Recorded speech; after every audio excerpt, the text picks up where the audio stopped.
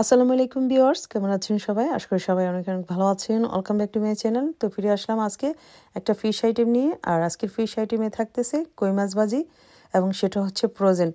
আমি কিন্তু কই মাছ ভাজির ভিডিও আগেও দিয়েছি। তো এটা হচ্ছে কিভাবে ফ্রোজেনটা একদম তাজার মতো করে ভাজি করতে হয় সেটা আজকে দেখাচ্ছি।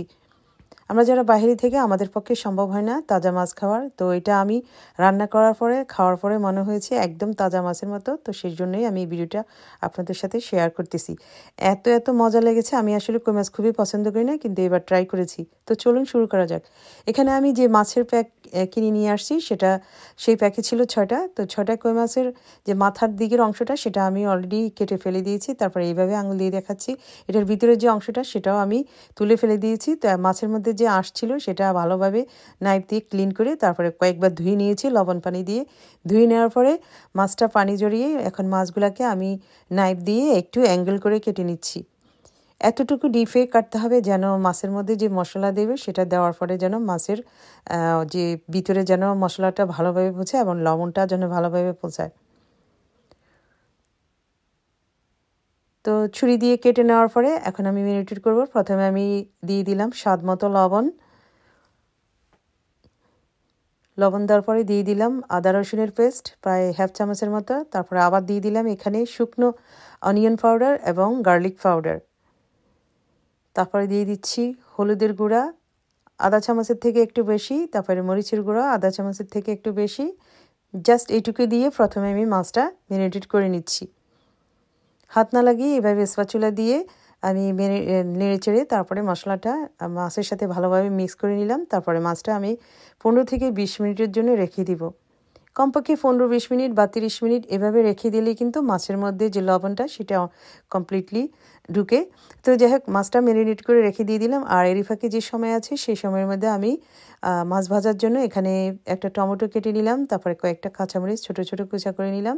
তারপরে এখানে একটা মিডিয়াম সাইজের অনিয়ন, সেটা একদম পাতলা পাতলা করে কুচা করে কেটে নিচ্ছি এখন।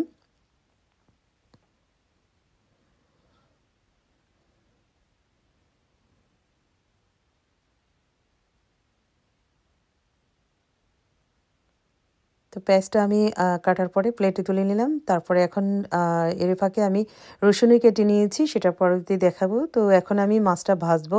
ভাজার জন্য এখানে ফ্রাই প্যানে অল্প পরিমাণে তেল দিয়ে দিলাম। তো এখানে আমি রসুনও কেটে নিলাম, সেটা আবার দেখালাম। তারপরে এখন মাছটা আমি ভাজবো। মাছটা অবশ্যই কিন্তু তেলটা গরম হওয়ার পরে চুলার আগুনটা একটু হালকা কমিয়ে তারপরে মাছটা অ্যাড করতে হবে। না হলে কিন্তু মাছের মধ্যে যে তেলটা সেই তেলটা পোড়া যাবে, তখন মাছটাও তাড়াতাড়ি পোড়া যাবে। তো সেই কারণে আমি চুলার আগুনটা একদম কমিয়ে নিয়েছি তেলটা গরম হওয়ার পরে। এখন আমি চুলার আগুনটা মিডিয়াম আছে মাছটা ভেজে নিয়েছি। প্রথম সাইডটা একদম ব্রাউন কালার হওয়ার পরে এখন উল্টিয়ে দিচ্ছি। তো উল্টিয়ে দেওয়ার পরে আমি বাকি ফিটটাও আমি একদম গোল্ডেন ব্রাউন কালার করে ভেজে নিয়েছি। ভাজার পরে এখন যেই বলের মধ্যে মাছটা ম্যারিনেট করেছিলাম সেখানে আবার তুলে রেখে দিচ্ছি। আর যে মাছের যে লেফট ওভার তেল আছে সেই তেলের মধ্যে আমি এখন পেঁয়াজ কাটা এবং রসুন কাটা প্রথমে দিয়ে দিলাম। পেঁয়াজ এবং রসুন কাটা দেওয়ার পরে প্রথমে আমি এই দুটো আইটেম একটু হালকা করে ভেজে নিব, সফট হওয়া পর্যন্ত অপেক্ষা করব।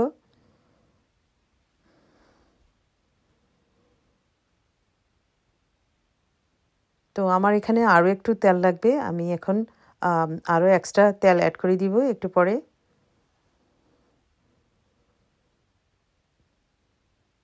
তেল দিয়ে দিলাম। তেল দেওয়ার পরে এখন পেঁয়াজটা নরম হয়ে গেছে। নরম হওয়ার পরে এখন এই পর্যায়ে দিয়ে দিচ্ছি টমেটো কাটা এবং কাঁচামরিচ কাটা।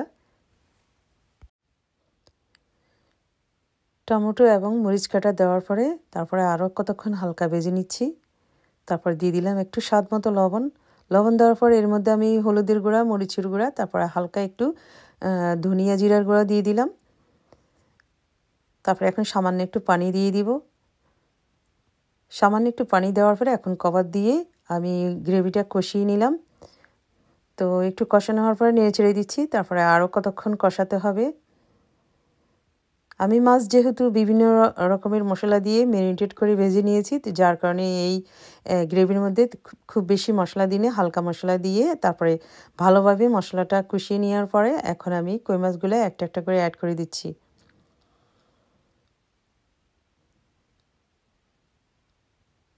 কই মাছ দেওয়ার পরে এখন একটু নেড়েচেড়ে দিচ্ছি, তবে মাছগুলো এ পর্যায়ে আমি আর উল্টাবো না।